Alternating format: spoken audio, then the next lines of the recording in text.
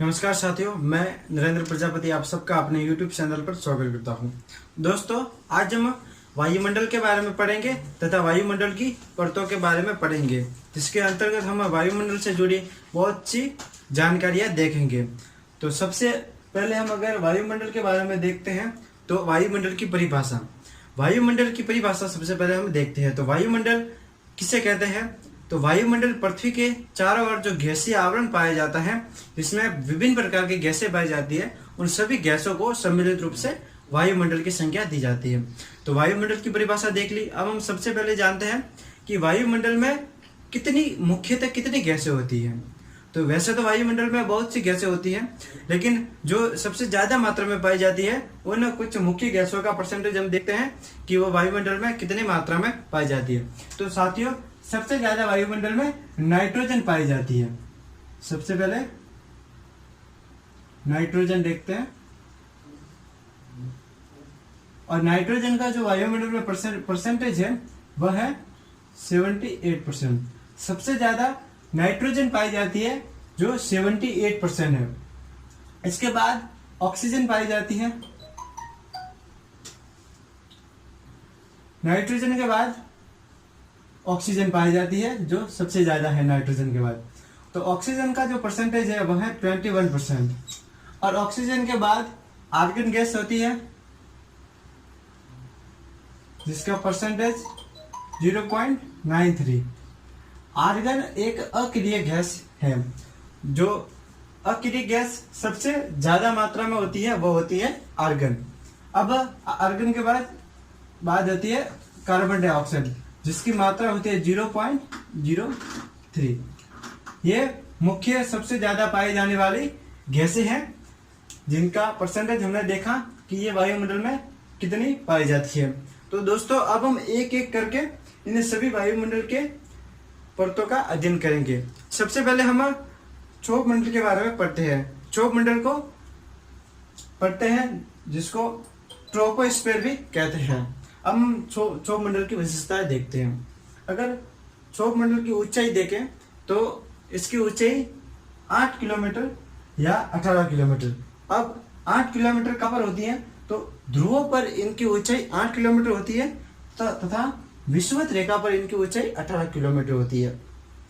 ये परत पृथ्वी के सबसे नजदीकी परत होती है, जिसमें मुख्यतः भारी गैसें पाई जाती है। इस परत में अधिकांश गैसें भारी होती है, तो इसमें भारी गैस पाई जाती है। और ये जो परत होती है पृथ्वी के सबसे नजदीक होती है, और इन परतों में मौसमी घटनाएं होती है, जैसे बादल फटना, बारिश आना, बिजली कड़कना, हवाएं चलना आदि कुछ बहुत सी या सब कुछ मौसमी घटनाएं इस क्षोभ मंडल में होती है। तो इस मंडल में मौसमी घटना होती है। इस मंडल की एक अन्य विशेषता है कि इसमें ऊंचाई के साथ तापमान घटता है। तो इसमें ऊंचाई के साथ तापमान घटता है। अगर इसमें तापमान घटने की दर देखें तो इसमें जो 165 मीटर की ऊंचाई पर 1 डिग्री सेल्सियस तापमान घटता है। तो इसमें 165 मीटर की ऊंचाई पर 1 डिग्री सेल्सियस तापमान घटता है। इसमें भारी गैस पाई जाती है तथा इसमें मौसमी घटनाएं होती है। इसके अलावा इसमें गर्मियों में है तो क्षोभ मंडल की ऊंचाई बढ़ जाती है। दोस्तों, गर्मियों में जो पृथ्वी का तल होता है, धरातल होता है, वह गर्म हो जाता है तथा उस पर जो हवाएं होती है वह गर्म होकर ऊपर उठती है, जिसे हम संवहन धाराएं कहते हैं। तो गर्मियों में जो हवाएं गर्म होकर ऊपर उठती है, जो संवहन धाराओं के रूप में होती है, जिससे क्षोभ मंडल ऊपर तक बढ़ जाता है। यही कारण है कि गर्मियों में जो क्षोभ मंडल है उसकी ऊंचाई बढ़ जाती है। अब हम समताप मंडल के बारे में पढ़ते हैं। तो जो क्षोभ मंडल के जस्ट ऊपर समताप मंडल होता है, तथा जो क्षोभ मंडल और समताप मंडल को जो सीमा अलग करती है, इसे हम क्षोभ सीमा या क्षोभ मंडल सीमा कहते हैं। तो इसे हम क्षोभ मंडल सीमा कहते हैं। इस सीमा के ऊपर समताप मंडल है, जिसकी ऊंचाई 18 से 50 या 8 से 50, जिसकी ऊंचाई 50 किलोमीटर तक है। जो क्षोभ मंडल से ऊपर है समताप मंडल। अगर हम इस समताप मंडल की विशेषताएं देखें तो इसमें हम अगर ऊपर बढ़ते हैं तो इसके तापमान में वृद्धि होती है। तो क्षोभ मंडल में ऊंचाई के साथ तापमान में वृद्धि होती है और इस मंडल में कोई भी मौसमी क्रिया नहीं होती।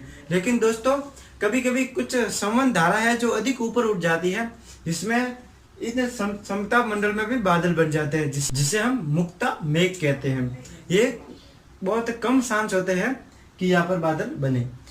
अगर हम इनकी और विशेषताएं देखें तो इसमें कुछ भी मौसमी घटनाएं नहीं होती।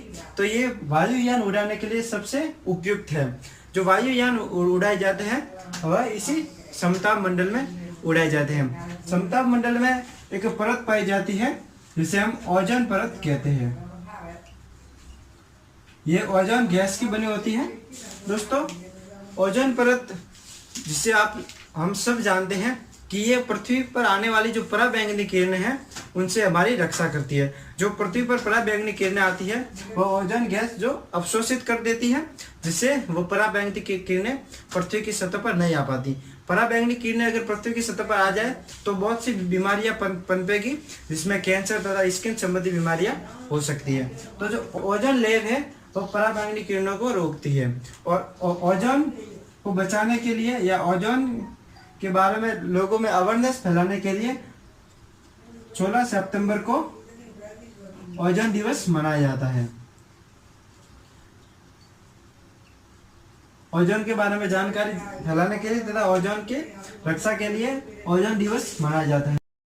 वर्तमान में जो ओजोन गैस है इनकी कमी हो रही है तथा इनकी जो परत होती है उसमें छिद्र हो रहे हैं, जिसका मुख्य कारण हमारे घरों में जो एसी और फ्रिज है उनसे जो CFC गैस निकलती है, जिससे ओजोन परत का क्षय हो रहा है।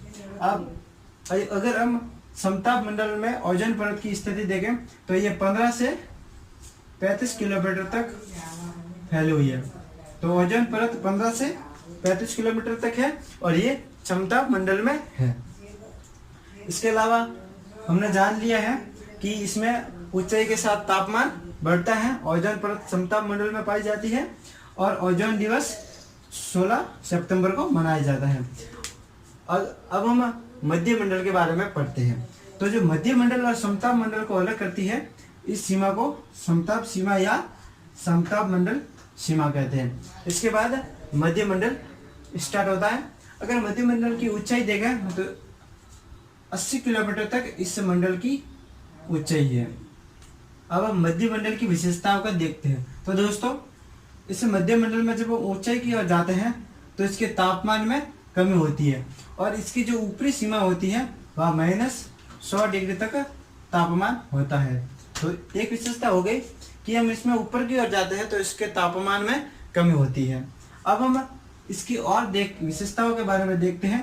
तो जो उल्काओं की घटना होती है, उल्का संबंधित जो घटनाएं होती है वह मध्य मंडल में होती है। दोस्तों जिसे हम सामान्य रूप से कहते हैं कि तारा टूट जाना, जो वास्तविक रूप से उल्का होते हैं जिसे हम तारा टूट जाना कहते हैं, तो वह घटनाएं मध्य मंडल में होती है। अब हम मध्य मंडल से ऊपर आयन मंडल के बारे में देखते हैं। तो इसकी ऊंचाई 80 किलोमीटर से लगाकर 640 किलोमीटर तक इसकी ऊंचाई होती है। अब हम आयन मंडल की विशेषताओं के बारे में देखते हैं। तो दोस्तों इस मंडल में हम नीचे से ऊपर की ओर जाते हैं तो तापमान में वृद्धि होती है। तो इसमें अगर हम नीचे से ऊपर की ओर जाए तो तापमान में वृद्धि होती है। यहाँ पर जो वायु होती है उसमें आयनिक गुण पाए जाते हैं जो रेडियो तरंगों को परावर्तित करती है। जो संचार उपग्रह होते हैं वह इस मंडल में छोड़े जाते हैं। तो इस मंडल में संचार उपग्रह छोड़े जाते हैं।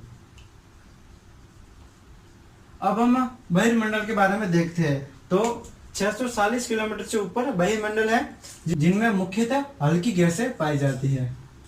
इसमें हल्की गैसें पाई जाती है जैसे हीलियम, हाइड्रोजन, इस प्रकार की हल्की गैसें इसमें पाई जाती है। और तो उपग्रह होते हैं वह इसी बहिर्मंडल में छोड़े जाते हैं।